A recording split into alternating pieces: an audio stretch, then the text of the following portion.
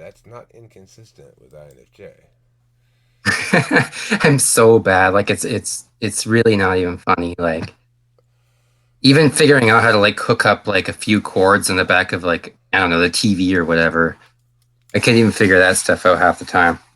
Yeah, well, I mean, you're probably better with your TE than Kimberly. INFJs seem to have slightly better polar TE than ISFJs. Who, Kimberly she doesn't even Yeah. try to plug anything in. Earlier today, she walked from the front where the trash can was all the way back to the back of the driveway to tell me that we put out the trash too late. The trash man hadn't picked it up, and it would need to be dragged back inside again. Okay, Yeah, so that why don't you do it? yeah. I mean, I don't know. I'll figure it out. Like I'll figure stuff out eventually, but it'll take me longer than it should with that kind of stuff anyway. I'll figure out like I'll draw connections between things and like simulate the outcome of an event really quickly. But when it comes to like piecing together any kind of like little physical gadgets kind of things, I don't know. So what what do you think? You sort of indicated in the live stream that there's some sort of like discontent or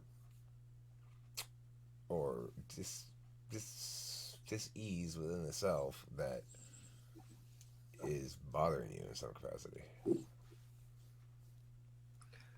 Um, well, I don't know. I think I'm just very I've just led a very unhealthy, weird life and it's kind of adding up and I'm kind of in that point where I've realized it fully. Like I always did, but I didn't do enough about it. Really, I didn't really know what to do about it. Um, What's an example of something you deem unhealthy? just well, currently, I guess just I don't know really. I How should know, how but would you like to see yourself let's see behave here. differently? Is another way to put it. How would you like I to would see yourself like behave to. differently? Sorry, go ahead. I don't know. I'd like to be like just more responsible and consistent and on top of things and less depressive. I guess I just want to feel better first and foremost. Right. So then the question really becomes one of whether or not it's actually the behavior or lack of behavior that's causing you to feel bad or not. Hmm, So that's a good point. um, the way to do this, I can try to walk you through the process if you want that Becky walked me through. I don't. I'd be interested to see if it works because you're an NI user probably. So seems like it's sort of designed for SI users, but let's give it a shot and see how it goes. Yeah, sure. So the process is very straightforward. I'll tell you what I'm going to ask you to do before I actually do it. So Hmm. I'm going to ask you to visualize a room in your mind that represents yourself, and that you're going to approach the room and look in the window. Okay, and then you're going to identify the part of yourself that is either unreliable or avoidant or whatever you think it is that it sums up your not doing shit you're supposed to, right? Hmm. And we're gonna have a conversation with that part of yourself. So it's sort of like you know, calm yourself down, take a deep breath kind of process. It'll take a few minutes, but it won't take a super long time. All right. So the Hmm. first thing I'd like you to do is you just make yourself really comfortable in your chair. Um, set yourself in a position where you're not going to have to relocate yourself, like move around a bunch or anything, and try to get yourself in a bit of a meditative state. Just close your eyes, take a deep breath in,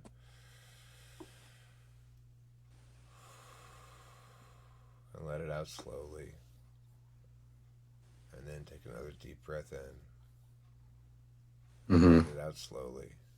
And imagine as you're doing this that all the negative energy is leaving you any particularly positive energy even is leaving you.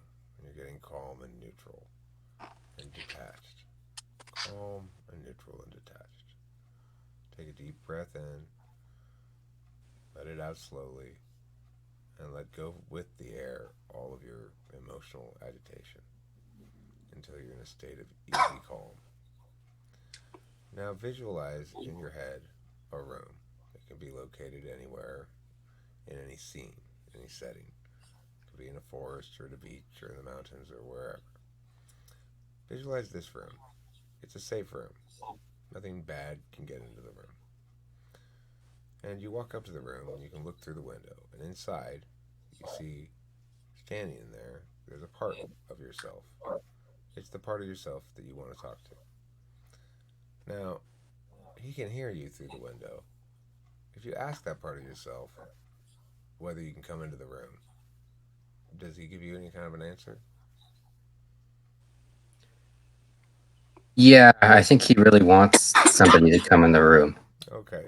So if he lets you but go like would act like he didn't. if he lets you go into the room, then I want you to visualize yourself going into the room Hmm. and then without talking out loud to me about it at all, spend about a couple minutes here having a conversation with that part of yourself. And I want you to first ask it how old it is, and you can tell me that if it has an answer. It may or may not have an answer. Mm, 13 is the first age that popped into my mind. Okay. Um, and next, you could ask this part of yourself what it is that he's afraid will happen if you change your current approach. Um, well,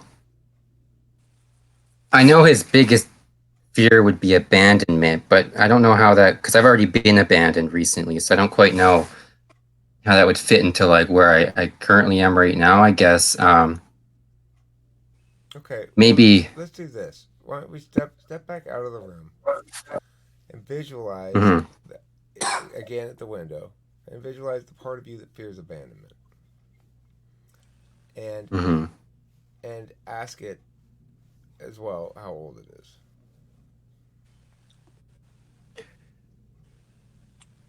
I think like a similar age, like I don't know, 12 popped into my mind. I don't know why I'm hovering around that mark. Don't worry about why; it doesn't matter. Yeah. Um, okay, so ask this part of yourself what it is that it thinks ought to be done to prevent abandonment. Mhm. I think to be more useful, I guess. Okay, Uh, so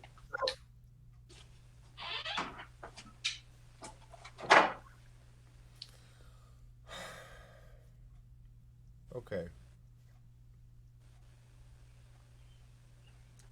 ask the part if the part thinks that you can protect yourself and protect that part from abandonment without allowing that part to make the decisions.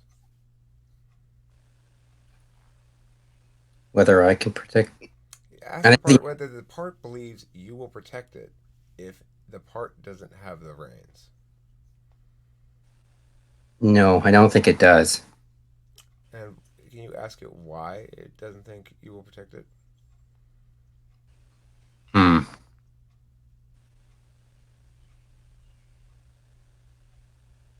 To think for a second. I don't think it thinks I'm competent or desirable in any way. I suspect the reason it doesn't trust you to manage this issue is because it thinks you've done a shitty job of it in the past. Yeah. But the thing is, what you need to remember is you were too young to do a shitty job of it. And Yeah. you didn't do a shitty job of it. It's how you learned that it was important you do a good job with it. Now, can you tell that part of yourself how old you actually are and ask that part of yourself if it is aware that you are that old? Hmm. I don't think it fully is. I think it still views me as a kid. You know, it's the part of yourself that is still a kid, and Yeah. and it needs to be heard. It needs to have you listen to its concerns, and you need to reassure it that you'll take care of it, you'll protect it, Hmm. and that you can handle a reality where those matters are out of your control. Like, what I mean by that is Yeah. nobody wants to be abandoned, but unless you were abandoned No. young, if you were abandoned young, as you obviously were, by somebody important, then that trauma can allow that part of ourself that is upset that we didn't protect it from being abandoned to drive the bus going forward.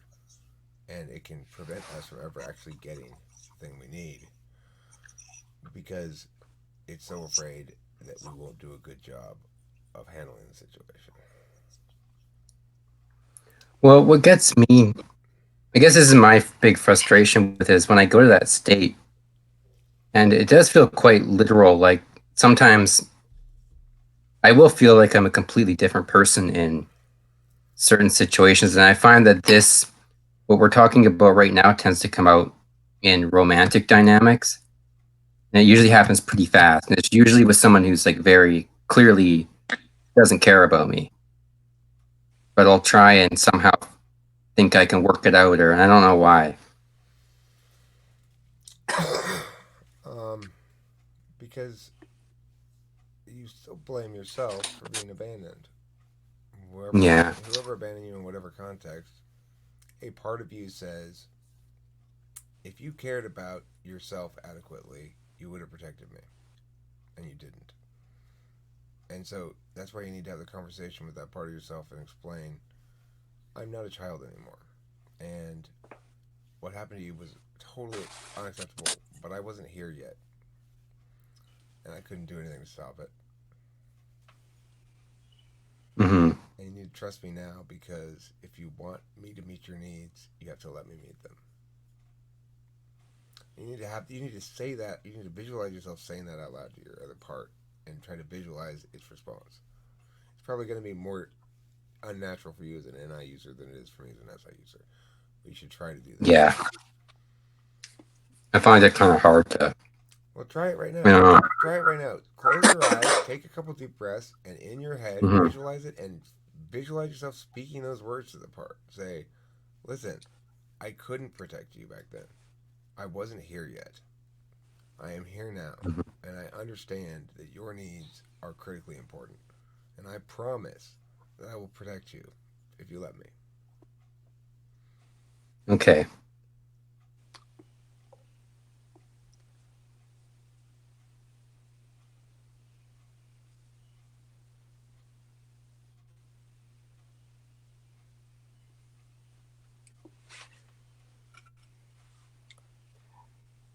Yeah, okay. I think I did it fairly well.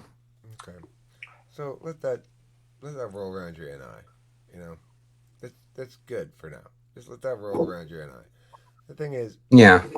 when I did that with Becky, when Becky walked me through it, and she's probably better at walking somebody through it than I am, but um, it was extremely emotional because Hmm. I was dealing with parts of myself that were like crying out for attention, emotional parts, FI parts, but I'd never really given them any attention, and so it was powerfully releasing in some sense for me. That may end up happening for you too, or maybe it won't. I don't know, but I would suspect that for you to feel real catharsis over this, you're gonna need to let it. You're gonna need to sleep on it and let your NI do its thing as well. Yeah. Yeah, I'm not really feeling anything yet. Okay. The But thing is, often I find that I am kind of delayed in that way. If it's something related to my own emotions, if it's somebody else's emotions, I'll respond right away. If it's mine, I don't know how to. It's like they're not there, but then they'll hit me one day and they're really strong and like crippling, and I don't know. right.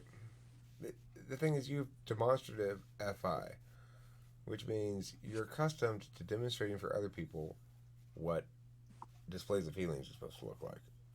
But Yeah. as a consequence, you you're treating them very instrumentally rather than as an absolute value. And no matter what slot Hmm. it's in, for everybody, ultimately FI comprises some kind of absolute value. Hmm.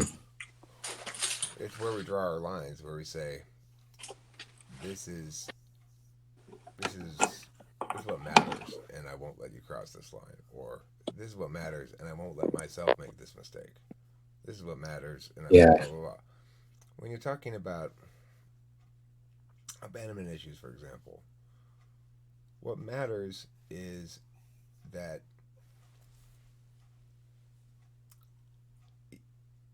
you create a complementary synthesis greater than the sum of its parts. This happens in a relationship where two people are honestly seeking to celebrate the autonomy of the other person, not seeking to please them, except insofar as it's an autonomous expression of teamwork, and Yeah. not seeking to control them, but instead attaining consensus through teamwork. And all that stuff requires, first and foremost, complete acceptance by both parties that both parties are all in. Yeah. See, I've never really got. I felt like I was, but I always felt like the other person wasn't. And well, clearly they weren't, right?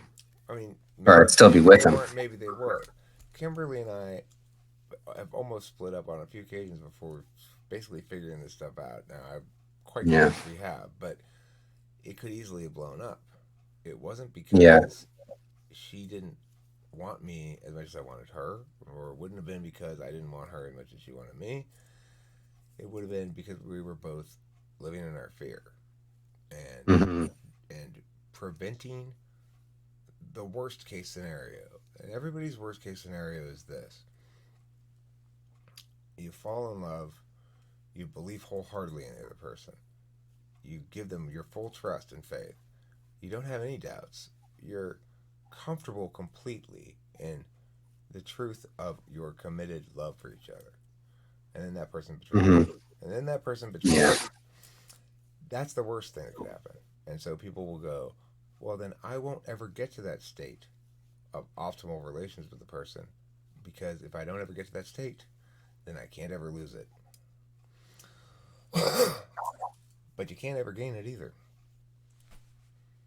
That's true.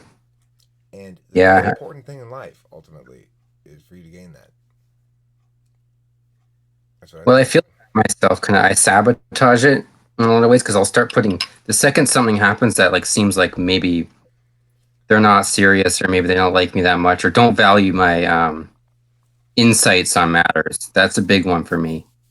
And then I'll start putting walls up and then I'll start hiding myself from them, but not really know I'm doing it or know how to stop it. And then it falls apart for sure. Well, it's because vulnerability is scary. And if you're vulnerable and the other person gives indications that maybe that vulnerability is being given to the wrong person in some sense, then that gets double scary. Um, Ultimately, the truth is, it's better to be vulnerable, but only insofar as you remember that it's not a control mechanism. You know what I mean? because a lot of people will try to use vulnerability as a control mechanism. Please don't leave me, kind of stuff, you know? Yeah.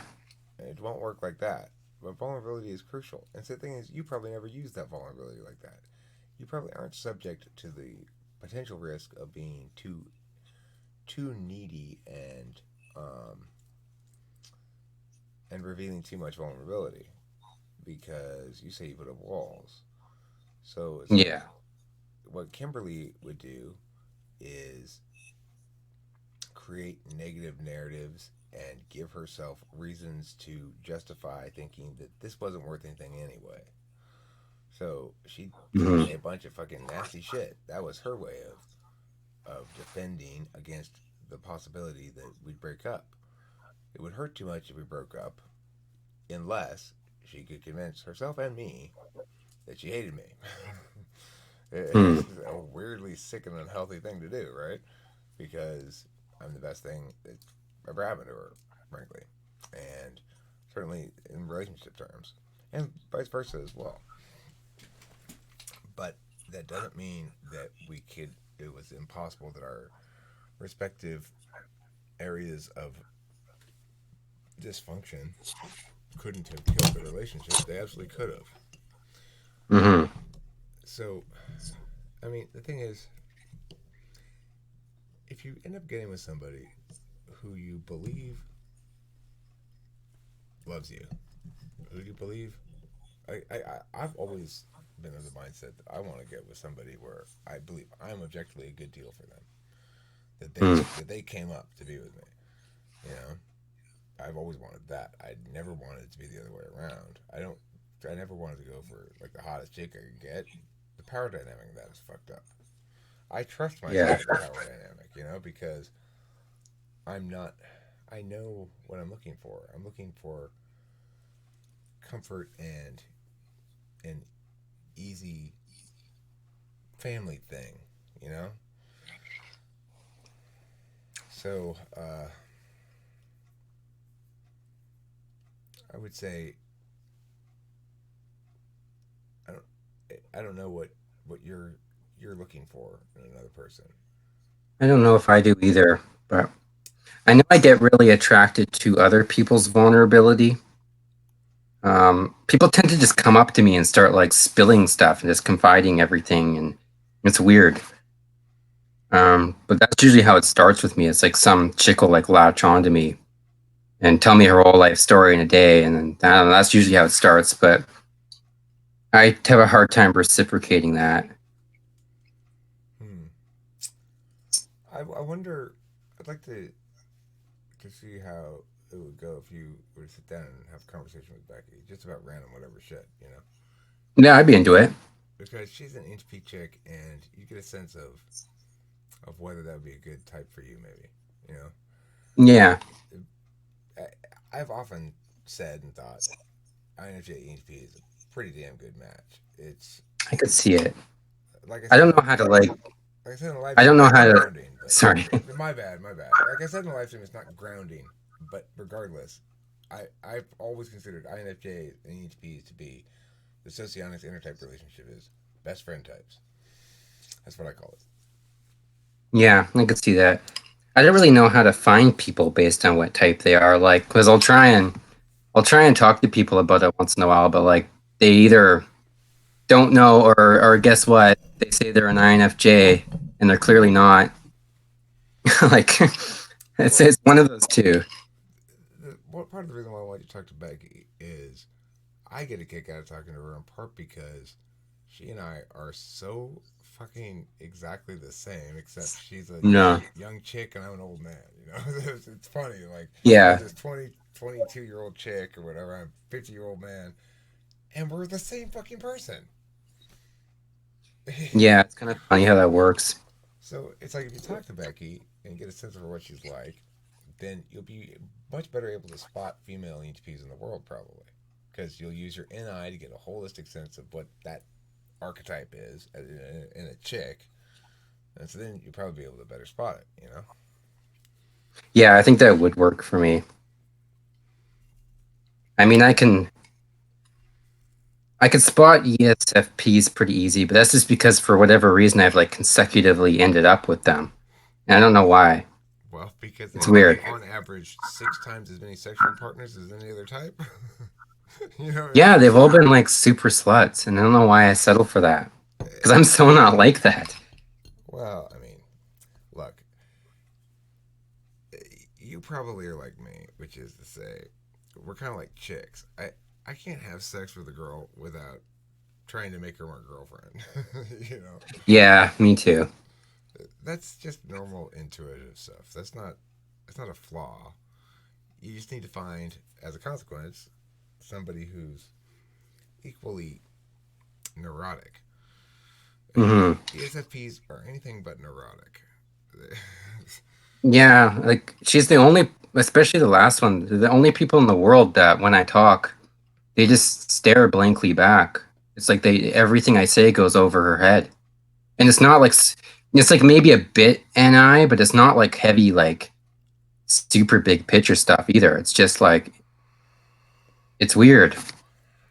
They're not language users, really. They Yeah. they think language is the least important part of life. Interesting. Wish I could smoke in here, but get in trouble. The prison guards won't let you smoke weed.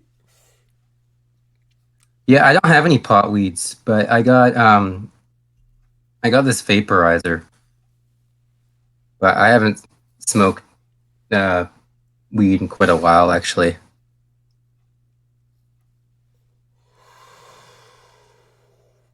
Me neither. It's been like 2 seconds now. Yeah, long enough. I better pull another bong rip. I'm actually almost out of weed. I have to go to the weed store tomorrow. One thing I kind of want to ask you about like weed with NI DOMs, do you feel like it's this type of thing that could like really trip them out? Like if they, Yeah, they start yeah, because I feel like that happens to me. they start having these weird fucking thoughts about their heart racing too fast, or they start thinking they smell bad or something. It's Yeah. fucking weird. I don't know what's going on in their head. I have had a number of INFJs tell me shit like that. Actually, I don't know I why. find it difficult to speak very well, or not eloquently anyway. Makes you quiet and nerdy. I had an ISFJ tell me that too. That was the Oh, ISFJ's expression. I don't like swimming away because it makes me quiet and nerdy. That's what my hmm. ISFJ, male ISFJ friend said. But my INFJ friends have said things like, it makes my heart beat fast. Like suddenly their SI is turned on or something. And, or, Hmm. it makes me, it makes me very anxious or it makes me very whatever, you know. I don't know. It's definitely the case of different types like different drugs. I've heard from a lot of INFJs that alcohol, occasional alcohol, is very freeing for them. Like if they Yeah. get too swaddled in by their NI, I guess alcohol um, frees that up a bit. Well, I was quite a heavy alcoholic at one point. I think it started as that, but then it got kind of weird. I kind of overindulged. I would like to be able to just have like a few beers or something, watch a movie, but sometimes I'm scared too. I guess I can try. Well, I gotta tell you, it was just a couple months ago that I, for the first time since I quit drinking, had non-alcoholic beer, and Oh, not especially the Heineken Zeros. Heineken Zero tastes exactly like fucking beer, and it was the most satisfying thing I'd ever consumed. It was like, hmm. and even now when I go out to a restaurant that has non-alcoholic beer, I'll get one. I drink it just like I used to drink beer. The first one goes down in like fucking 30 seconds. It's just like, oh my god, that's so good. Yeah, It's it, it's been an unexpected boon to me actually. I It makes me not miss alcohol basically at all. I'll have two yeah. non-alcoholic beers often. The second one, by the time I'm done with the second one, I don't want any more beer because I never had beer in the first place. It was just tastes exactly like beer. Well, that's a good coping strategy. I never really thought to try that. And it makes a difference because it's like you're at a bar or something, or at a restaurant that has a bar, and you're drinking something that looks and tastes like beer, and it's poured from a beer bottle into a beer glass, and the other people at the table are having beer or something or wine. You don't feel like you're missing out at all, really. So Yeah. that matters a little bit too, you know. Yeah, I don't really have anybody to do that kind of stuff with anymore. Become quite isolated. But I'm trying to like lately I've been trying to like gradually reach out a bit here and there. Might go for coffee with a guy I used to work with in a bit. Um, Stuff like that. Just bit by bit, I'll try and build my social life up a bit. It's good to have IRL encounters with people, for sure. Um, Yeah. I mean, I've come to be a big believer in balance. I didn't used to be at all. I used to be a big rejecter of balance. My initial message on cognitive functions was balance is bullshit. You have a configural advantage for a reason. Use it. Yeah. you know, but that's just because I'm four slot SI. You probably have a similar angle of understanding of things because you're eighth slot SI, and neither of our SIs is particularly predominant in our thinking. But Yeah. I don't feel like I really have much of that in me at all. no, Not based on what I know about it. Like I'm still learning, right? But I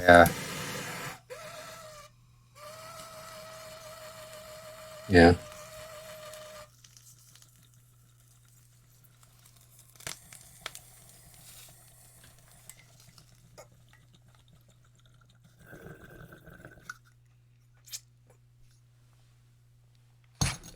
um,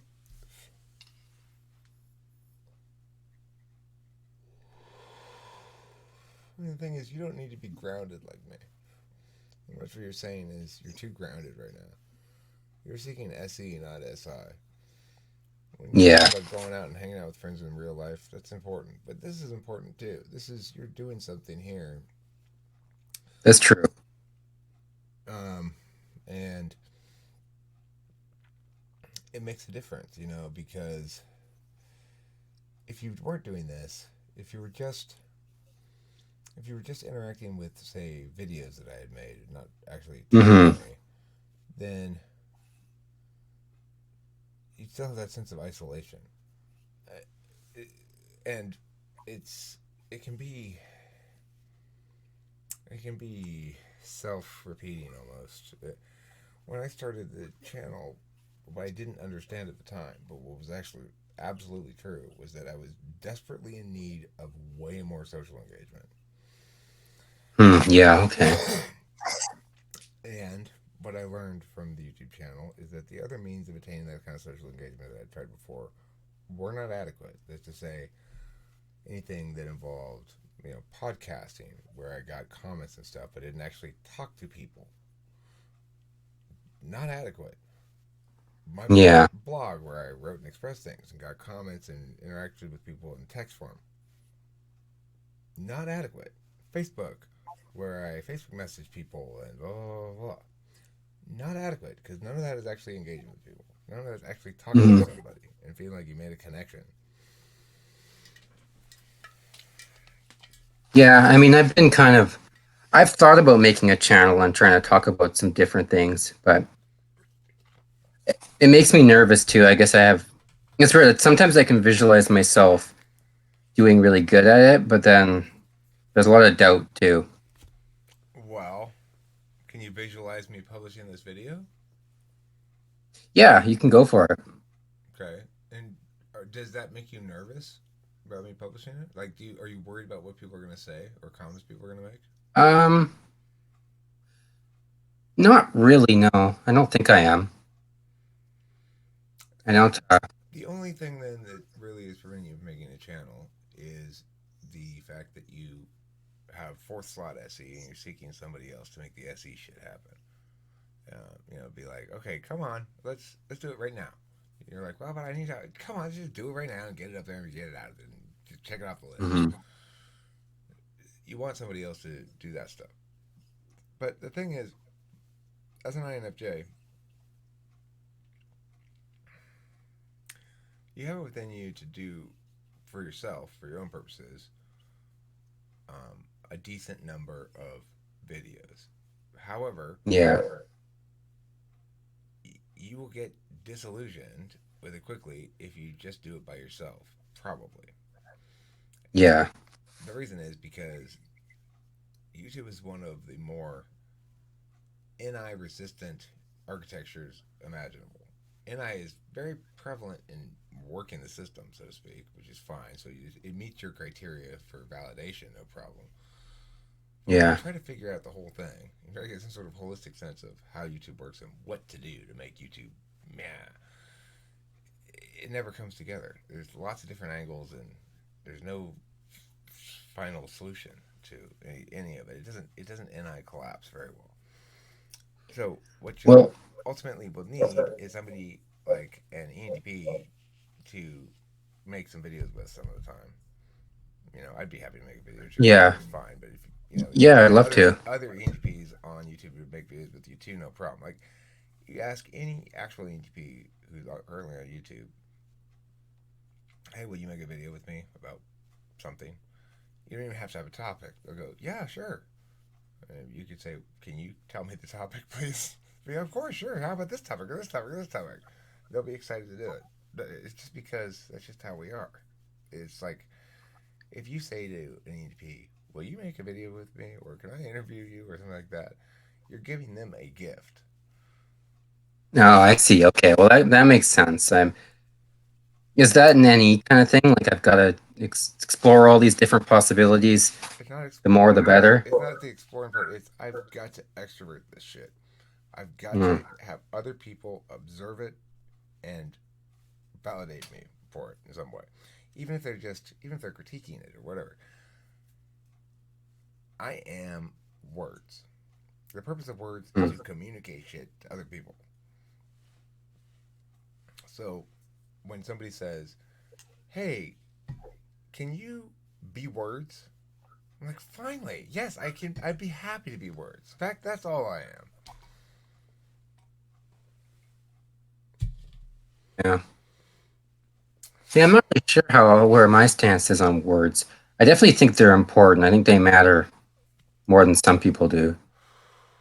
A lot. I know I get pretty hurt by them. Uh, Yeah. Well, I mean, look, this is the thing about hurtful words is you know our ability to be hurt by hurtful words is is going to link to our lack of trust in ourselves. And mhm. additionally, the other person's willingness to say hurtful words is generally an expression of their own pain. Mhm. Um, Only occasionally is there a third option where somebody says hurtful words and you realize that you're hurting because you're being too sensitive and really you need to listen to them because they're right about this. Occasionally, that third option is correct, but almost always it's the first two. Yeah, I mean that makes sense. I guess I don't know. Interpretation is everything, right? But um, I take things very personally. I tend to default towards it's my fault. Everything's my fault, you know.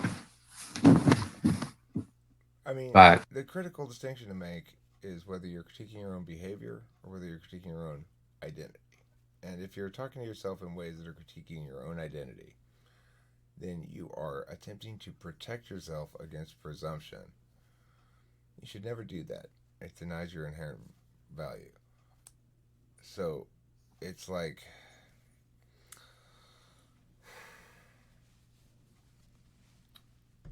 are you saying to yourself, God damn it, Self, why did you not stop and pick up that litter after you missed the trash can?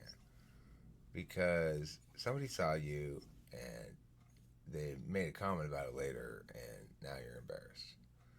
You're mad at yourself for not remembering to just follow through and put the trash all the way in the trash can. That's one kind of critique. Another kind of critique goes like, see how fucking stupid you are, self? You don't even know how to throw trash away because you're such a fucking loser. Hmm. That one is one that I've indulged in a lot in my life. I think me too. I think that's where I fall in usually.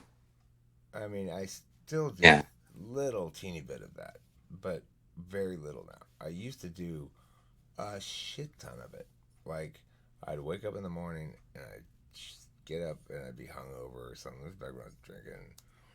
I just go in the bathroom and say, shame and anxiety, you worthless fucking shit. You don't deserve to live. I wish you were dead. I wish you were dead. I wish you were dead. I wish you were dead. You fucking piece of shit. And that was from the moment I got into the bathroom until I got out of the shower. A lot of stuff would be verbalized even out loud, but very quietly so the people in the Yeah. house couldn't hear me, you know? That was my morning bathroom routine. And Yeah, I used to do that too. But I used to even beat the shit out of myself sometimes. Like I ended up getting thrown in the psych ward for doing that. It was pretty embarrassing. we think that we are doing a better job of protecting ourselves than our core self can. Our core self is accepting, compassionate, and curious.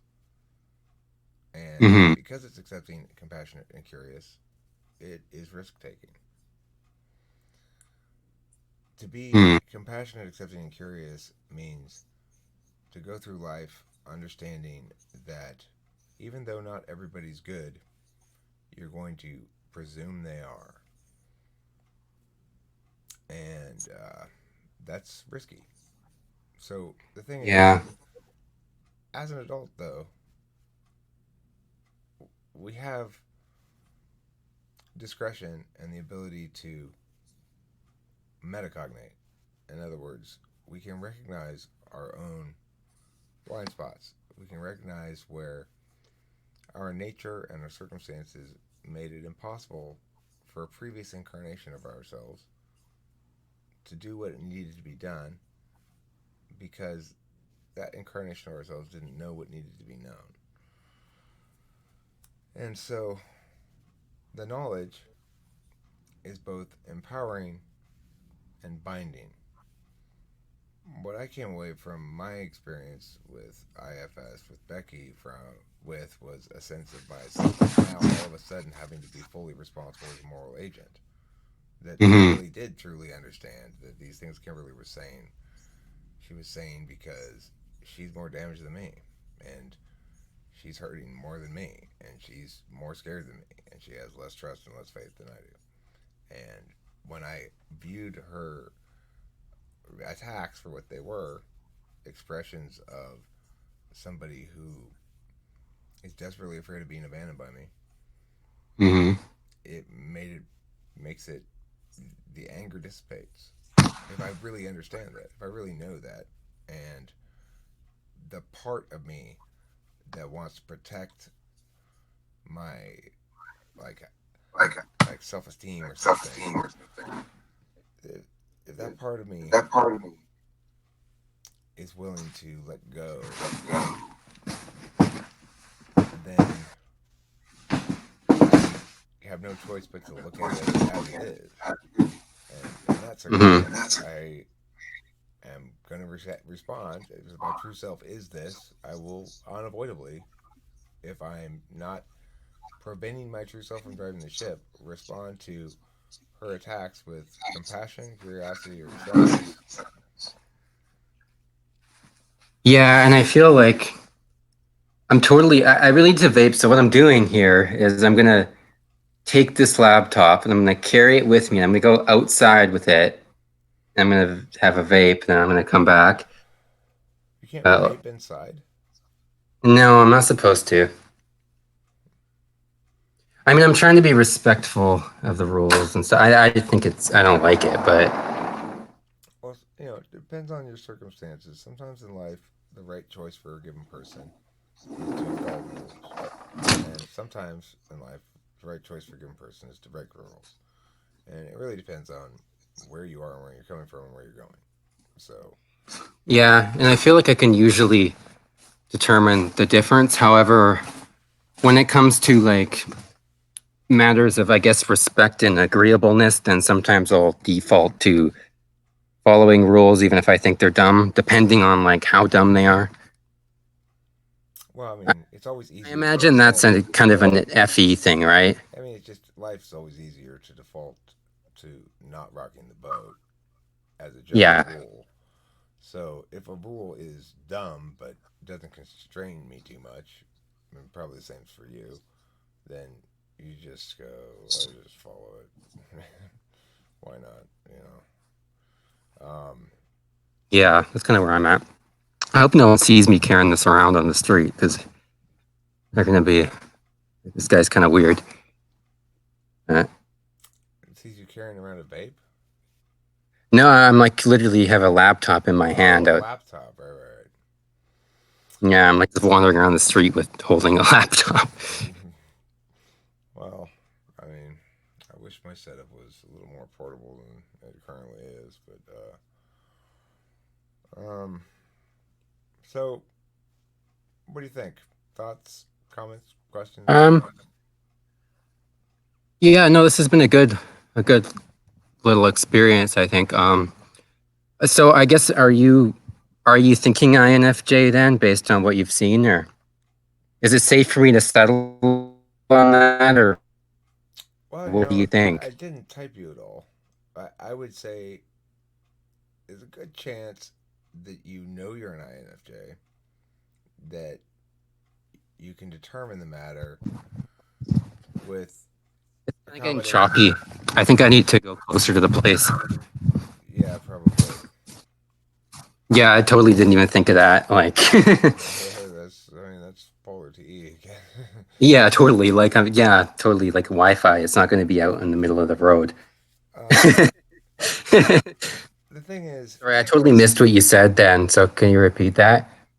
yeah, um, nothing I've heard from you is inconsistent with INFJ.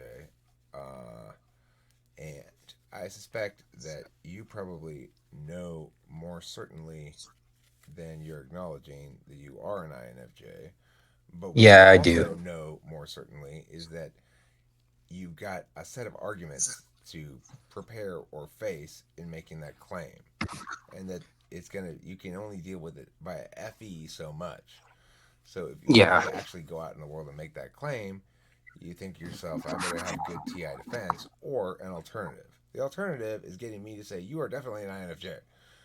But I haven't typed you formally, so I'm not going to say that. But I will say that it's it's a perfectly safe claim to make in the sense that a real INFJ will recognize that if you aren't one, that it was the right mistake to make in some sense, right? So, Yeah. and other people like EHPs, depending on their stage of development, might just attack you just for no reason. Just because they see something and they go squirrel. Yeah. Well, I find maybe this is just me spotting this, but even though I know not very much about this, and I noticed this um, even before I started watching your type police videos, even when I like just because I still when I first got into this, I was actually looking. I was searching for kind of a mental health kind of depression advice kind of channel, and I stumbled on Frank James, and I was just watching that, and then these videos came up with like INFJ. I didn't know what that was because I didn't know what MBTI was. So I clicked on that, and then he started describing all these things. And I was like, oh, that sounds like me. And then I looked into it, and I read about NI. I was like, oh, that's the thing that I've been confused about my entire life. You know? So Well, the other one thing I would throw out there as a possibility is that of all types, INFJs are most likely to, independently of typology, come to use the word intuition, referring to themselves. yeah, I I never used that word, and I still didn't use it even really much when I was talking with the word with Corey about it. But he used it all the time. He'd always say like, hmm "Well, I know because of my intuition." He didn't know anything about typology, and neither did I. But he was always using the word yeah, intuition. I wasn't using it. I didn't. What do you mean you know because of your intuition? I mean, I got what he meant, and I was like, "Oh, that's cool. That's cool. That's just not how I do things." But what do you mean you get a whole idea all at once? How does that even yeah. It work? does get. It literally is like tons and tons of information just pops up like out at once on the spot, and Just you can't explain it properly because you can't verbalize it because it's too much. right. Well, I had a lot of conversations with my friend Corey, who was an INFJ, who still is an INFJ, but we're not friends anymore. Um, Oh, that's too bad. yeah, I it thought is you too guys made bad. up. No, he's an INFJ. There's no way we're gonna be friends again until he feels as though the social dynamic is such that he can deal with me fully as an equal without any weirdness, and that's not gonna happen unless you put up with a lot of weirdness first. So Yeah, see, I don't think that's. I don't like how they do that. I mean, I don't think it's fair. Like, I don't do that very. Like, I don't really door slam very much. If I do, it's very like. It's more like the door is almost shut. There's a little crack there. I'm kind of hoping you'll come back, but I'm not going to go to you. right. You better can apologize for the thing and acknowledge that my intuition was right and all that shit. Well, see, this is the problem in this instance. Is his intuition was wrong. It can be, and then when that's wrong, it's very wrong. Right, and it was wrong about big things, and he was Hmm. giving me he was discouraging me from doing exactly the thing I ought to have been doing. I've done that before, not intentionally. It's usually by mistake, but it can happen. So, regardless of that, that that's neither here nor there. That's old history at this point, kind of for me. It's like Hmm. I haven't talked to the guy really, and we haven't been friends for about 8 years probably now. But Oh, that sucks. we were best friends for 20 years prior to that. But so it goes. Regardless, the point is, I talked to him a lot about artistic processes. He's a musician, makes music and stuff, or used to, and that's where I learned a lot about intuition in general. And he shared a Yeah. lot of my ideas about aesthetics. He's the one who told me things that have been engines for my growth as an artist ever since he told them to me. Things like, no, Eric, don't reject the song that sounds like something you've heard before, but you can't figure out what it is that it sounds like exactly. Those are the good songs, you idiot. Yeah. And I was like, really? Those? Oh, but I'm sure it seems like I heard something like this before. It's because it's true. You've discovered it instead of created it. Oh, oh, I see. A little bit. Let me try some. I've spent ever since. I've been spending my time attempting to fulfill the vision that he expressed to me. That is, reject aesthetic relativism. There are aesthetic truths. You need to pursue them, and when you can manifest them as purely and in their an un what's that word unsullied by your humanness as much as possible, then you succeeded as an artist. But remember, it's the work that's successful only. Your next work might be a piece of shit. You don't become a good artist. You just have a chance to make a good piece of art or fail to. And it's a discovery process, not a creation process. Now, since then, I've evolved my understanding to be more nuanced. But at the time, that was exactly what I needed to hear and learn because I was stuck in ignoring an I. Yeah. So you don't think then like you'd never thought of like your NE as really being intuition, or is it technically intuition, or what's really up with that? I never used the word for it. I still don't think of myself. Yeah. I still don't use the word for it really. I mean, even when I talk about functions, I'll say extrovert intuition, but I use the verb ideate instead, right? Hmm. Intuition seems like what you do. It doesn't seem like Yeah. what I do. What I do is come up with random shit. Intuition is like Sherlock Holmes goes. I know what it is. It's the culprit is the butler because of these random clues that I never would have put together. That's intuition. That's not what I'm doing. Yeah, I can usually put things together pretty fast. I never know how I know it, and you can't really argue it very well either. With some people you can, but with some people you can't. Did you happen to watch the video of converting NE to NI that I did? I think I did. I don't remember much about it though, but It's I'll have to it, revisit that. it's just a video in which I take a comment somebody wrote, which is full of NE, and I convert each paragraph down to like a sentence that says the same paragraph in a nice, concise, well written way. It's Hmm. NI. So I can do NI consciously almost in those kind of settings, or at least I understand what it is. And I know how to collapse shit text wise to make the writing leaner and more concise or whatever. But all those things are with writing. It came naturally to me from early on that I kept just getting better at it and finding the NI, and I didn't have to have that explained to me at all. But with music, I did. I didn't get the idea that you wanted to get something that was true, not something that was the most original thing you could think of. Just a bunch of I remember as a little kid after I had piano lessons, I tried to write songs on sheet music and I just writing it on sheet music first and then figure out how to play it without knowing what it Yeah. sounded like. I mean, who thinks that's how you could write a song? Somebody who's ignoring NI completely as a little kid. Yeah, that's interesting. Speaking of writing, it's funny because in I did some journalism work for a while in the UK, and it's so funny because I when I was in school I sucked at English, and then I don't know, through like reading a lot, all of a sudden I could write really really well, but I didn't know how to, like, I didn't technically understand how to construct a sentence in any technical way. I just kind of, I think I just recognized patterns in it and was just like, well, it can only, this punctuation mark I don't really understand can only go here somehow. And I don't know how I know that.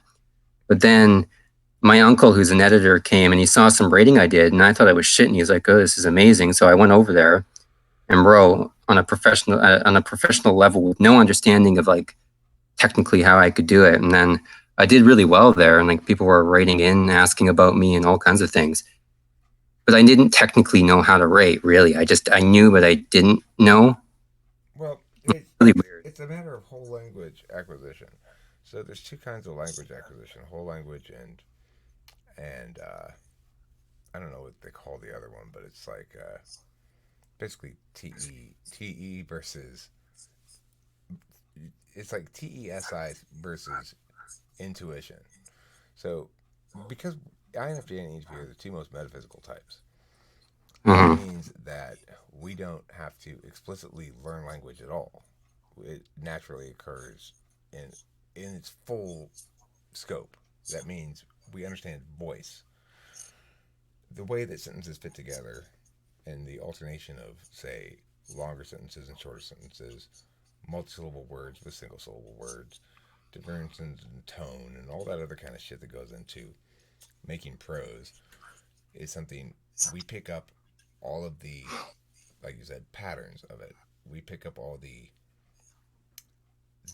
auditory qualities of it Mm-hmm. naturally because that's our most natural dimension. We most naturally operate on one of the two or both of the two metaphysical planes. The internal metaphysical plane, where you have your words and ideas and representations in your head that you don't share with other people or aren't currently sharing with other people. And then you have the external metaphysical plane where I spend most of my time talking, not listening. Um, Yeah, I'm definitely the opposite. and that's one reason why INFJs and EHPs get along because I try to be extra socially graceful and make sure, usually when I'm talking to INFJs, that I give them enough space. Although I'm not doing such a great job of that with you, but because I recognize that they're understanding things on the nuanced FE subtext as well as intuition subtext, so that I've got to be more on my game or something. And then concurrently, I Well, feel relieved because they mostly feel comfortable with me occupying the floor.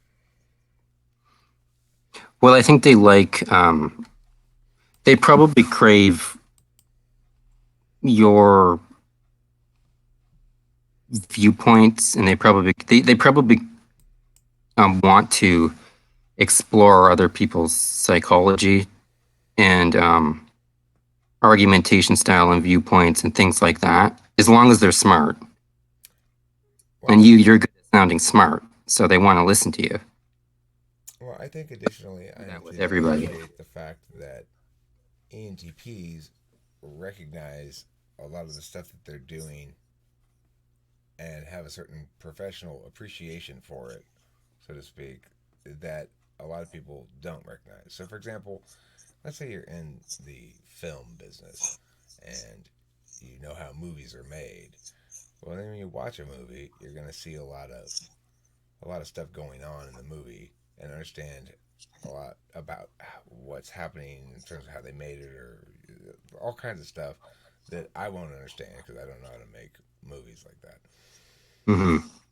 Um, the same thing is true between INFJs and ENTPs because we're so metaphysical and we understand meaning on the most nuanced possible levels. Like we sacrifice experiential nuance in exchange for this, but we have an extremely deft understanding of meaning nuance. Deft understanding, like for example, that's the wrong word. You don't have a deft understanding. That's the wrong word. But I have a deft enough understanding to know that. and Yeah. and probably so do you. But even if you didn't, even if it's not a diction thing, it could be simply that you'll be aware that I qualifying that last statement to make sure to account for your FE in some fashion. That this kind of meta conversation that's working on two different levels is super cool and doesn't usually happen between you and another person. So the fact that I recognize and appreciate the level of nuance you're bringing to understanding even Hmm. is probably gratifying for the INFJ, I guess. I think so. Well, I think they're fairly used to. Well, and you probably are too to a certain extent. I think they're used to getting shut down by people pretty quickly. But I imagine I don't know if it's the same for you guys, but I imagine though too. One thing is that you guys probably open up a lot more social opportunities than we do. Like I think INFJs, if they get shut down too much, will retreat and not really talk to anybody for like long periods of time, or not feel safe, approaching people and discussing their thoughts. I don't experience getting shut down very often. I'm not sure what that means. Can you explain that to me better as to what you mean by getting shut down? Um, People telling you you're wrong, you can't possibly know that. You're too dreamy. You're too in your head. Be more practical. I don't know, stuff like that. General ontological violence. Yeah, I guess so. Um, that I guess would have to do with perceptual dominance stuff. So I, the different yes, I am subject to being misperceived occasionally as amiable and not dangerous at all. And then occasionally someone will attempt to do such things. But the difference between being an extrovert and an introvert is I like those opportunities because I'm an ENTP, particular kind of extrovert as well, Hmm. and I know I'm going to win that verbal battle. and I know I'm going to win it before I even enter any verbal battle, and I know what I'm going to do if I face any kind of ontological attack. And I know because I've done all the ideation ahead of time. I've worked out like what I will do in literally every situation. If anybody says meow meow meow meow meow meow meow, Yeah. I literally have at this point every possible conditionality planned out. So so it's like I have no problem with that. But that's but what happens as a consequence of me doing that all the time is, well, then that's just what I am. That's just what I do all the time. Is I I prepare to not lose arguments. Yeah. See, with me, it's like I can easily an argument even if I know I'm right because I can't organize my thoughts into language fast enough, especially if people are constantly throwing stuff at me and not giving me time to think. So as a result, people will think they've won an argument with me, and maybe they have, but they're wrong. Which can happen. Well, yeah. Um,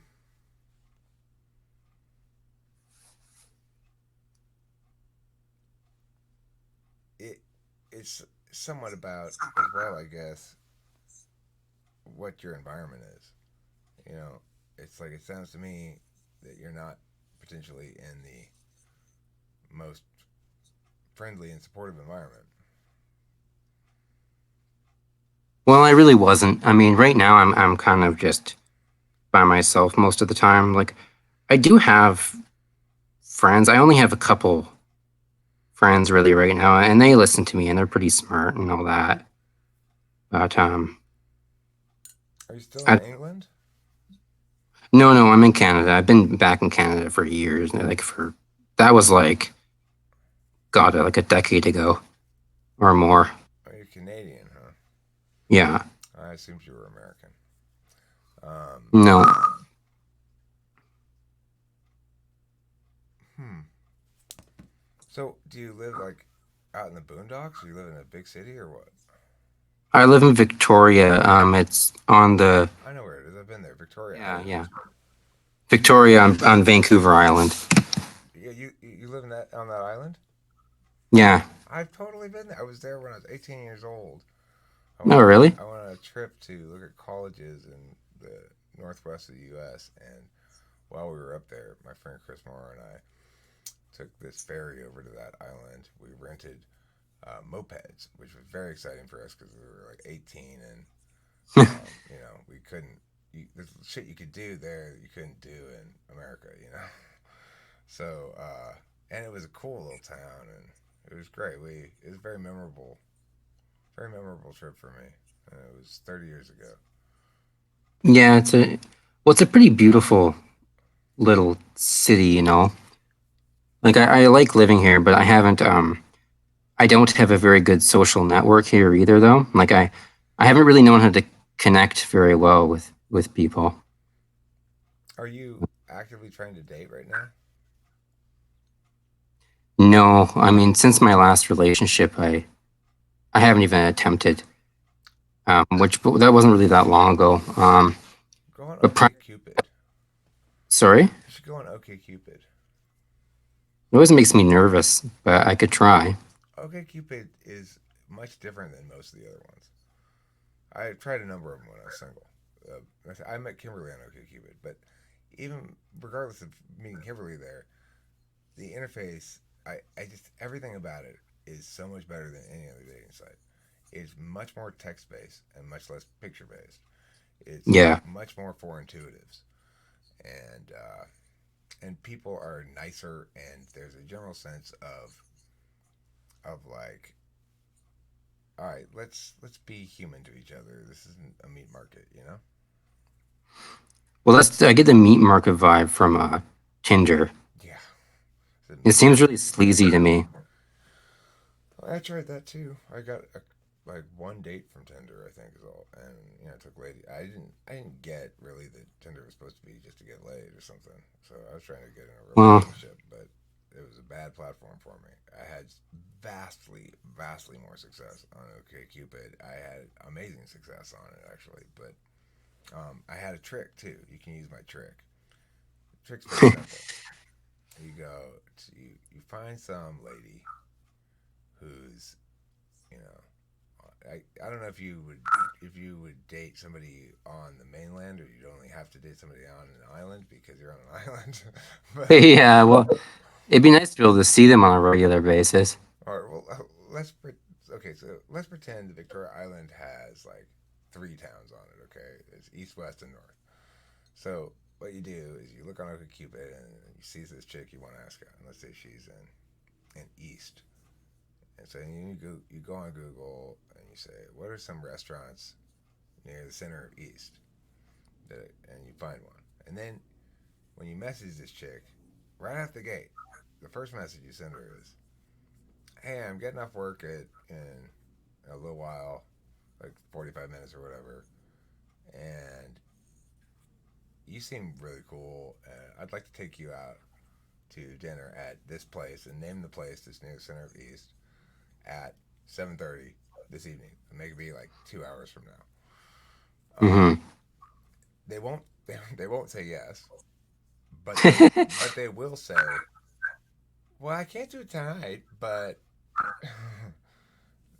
it's amazing. It's an amazing trick because everybody else on OkCupid starts their conversations with, "Hey, how are you?" or whatever, some shit like that. And then Yeah, that's totally what I would do too. and then you get caught in this weird like chat messaging thing trying to decide whether you want to ask them out or I don't know. So I just come straight out the gates, ask them out for dinner in 2 hours, and say, it's on me. I'll pay. If you're not feeling particularly liquid, you could ask them out for something other than dinner, like maybe dessert or something. Um, but offer to pay, and then you'll see, you'll be doing vastly better than everybody else. Vastly. Hmm. That's all it takes. Yeah, maybe I should try that. It totally throws the chicks for a loop. They don't know what to do with it because they're intrigued for sure. Because you're doing something that nobody else is doing. You're just cutting straight to the chase, and you're not being a douchebag about it. You're not like DTF. Hmm. Um, and you make your profile such that you're not positioning yourself as a player. You say definitely looking for a long-term relationship, but while in the interim, um, not averse to healthy friends with benefits relationship. Okay, and then Yeah. even if you are averse to it, you say that looking for LTR, but not averse to healthy FWB So they relationships. like that. Eh? See, maybe it's like I feel like I always have to carry around these like social concerns about how I'm being perceived. So I'd be like scared to look too aggressive. But No, maybe because that's just how they interpret it. it's showing them you're picky. Hmm. It's showing them you're picky and that you're not unable to or unwilling to have have instrumental relationships. And the reason that's good is because it's it's telling them right out the gate. Um, if you are looking for a girl who wants to be in a relationship, it's telling that girl, yes, you're looking for a relationship. She's gonna doubt it because of this other thing you say, but she's gonna probably presume you're just lying like those other guys or whatever. But if you just say you're looking for a long term relationship, then she's gonna assume you're one of those needy guys who doesn't know how to pick up on chicks at all or do anything like that. Which I am. Me too. Me too. Yeah. I totally am. But you know what? It is so easy to fake it. It's Yeah. so goddamn easy because you don't have to do anything. You just have to not do certain things. That's a good way to look at it. Well, what would you say you have to not do then? Like, are there any tips on what not to do? You have to not. You have to not make a lot of. You have to not be very revelatory about where you are or what you want. For at first, Hmm. you you shouldn't you shouldn't misrepresent where you are or what you want, but let her draw it out of you.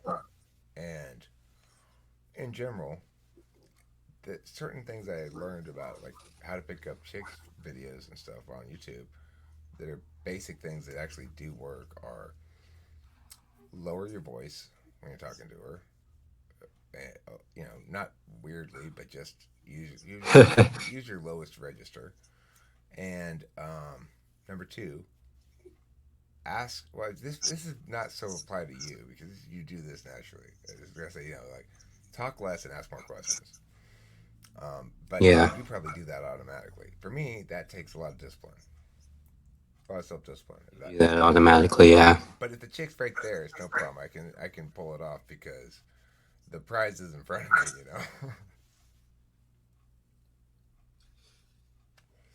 Yeah. It actually ended I up do causing tend to. it. Hmm? It caused me and Kim a lot of problems because I was so successful at positioning myself as some kind of alpha male that she thought I wasn't like sensitive and sensitive and easily hurt feelings and kind of nervous and shy or some such, which I definitely was and still am. So she had to realize at some point that oh, you're not that guy that you successfully pulled off in our first couple of dates at all. Hmm. So, but the thing is, if you find the right person who's actually on the same page as you, then all the games will become immediately unnecessary. But you'll play them anyway out of habit and out of fear, you know. Yeah, I feel like I do play. Like, it's weird because I try not to play games and I try and be authentic, but then usually they start playing games and I don't know how to properly. Like, it just seems like a bunch of unnecessary garbage to me. I don't. It builds up. I don't know how to wade through it anymore, and then I start getting weird. You got to get with the right types, though. You can't get with the ESFPs. I know they're Not like. not right for INFJs. I know it's really sad, but Go on OkCupid, put that you're an INFJ, and put that you're looking for ENTP. You maybe could look for ESTP, which is supposed to be your dual, but you're not in the right place for ESTP. no, I've watched a few videos and I don't think so. ESTPs are too wild. ENTPs Yeah. are sensitive and LTR people. With almost without exception, real ENTPs are not puss slayers or cock slayers or whatever. We want to settle down in long term relationships because we're ideational, not physical, and we have polar FI. If you're physical and polar FI, then you want to slay as much puss as you can because it helps you to feel validated emotionally because you can't be validated emotionally with words and have that be satisfactory to you. But Hmm. with ENTPs, we can be emotionally satisfied by words. In fact, that's much more important than physicality in terms of actual emotional validation. I mean, Kimberly and I have been having lots of sex since day one to now, but the problem has been I don't I don't like the way she talks to me sometimes. I don't I the one bad sentence it will easily eliminate any and all meaning that a normal person would glean from all the sex, right? All the sex means nothing. Her words mean something. Yeah, interesting.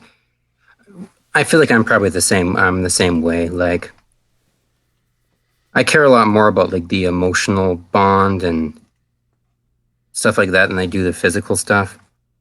I'm not saying I don't like it, and if it's completely devoid there, that can be a strain because I experienced that. But Yeah, well, I mean, that's for me. That's not just a strain. That's unsustainable. The woman's yeah, got to be down and want to have sex with me regularly, or the relationship will fall apart. Period. I mean, I can do things to make her more down and more regularly want to, but if there's something that she actually just like doesn't like to have sex with me and doesn't want to and won't, then she doesn't want to be my woman. She wants to be my friend. yeah, that's a good way to look at it. And I think that's what happened to me. I think she just wanted to be. friends, but then when I often get in a situation like this where I'll think to myself, well, what if they were the exact same way, but I could only be friends with them? Like, would I want to be? And the answer is usually no. Well, once you've slept with them, the answer is always no. Yeah. But we're not meant to maintain sexual relationships with sexual partners beyond the sexually active part. It, I mean, it's like there's plenty of people who are like sort of friends with their ex-wife or sort of whatever, but you have only a limited, very limited amount of intimacy to distribute to the others in the world, Yeah.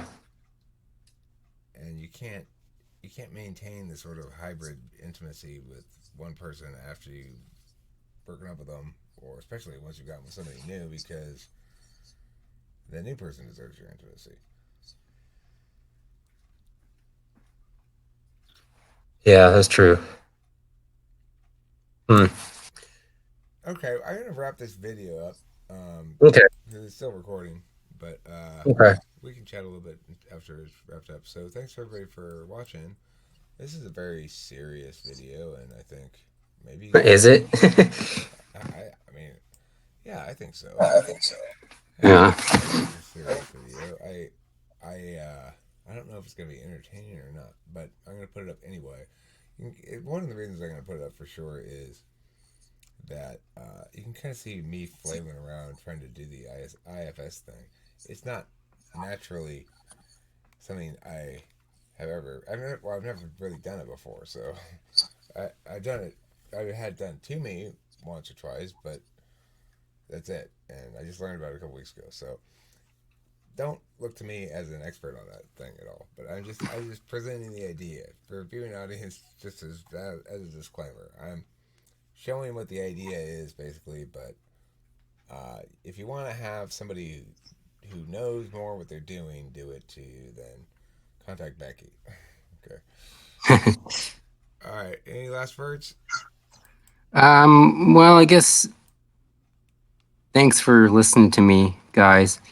Um, I didn't expect this to be a video, but yeah, why not? I mean, if anyone can learn anything about something, then What do you think the viewing audience should not forget to eat plenty of? um, I think they should eat lots of carrots. Okay. Tonight, everybody, don't forget to eat plenty of carrots.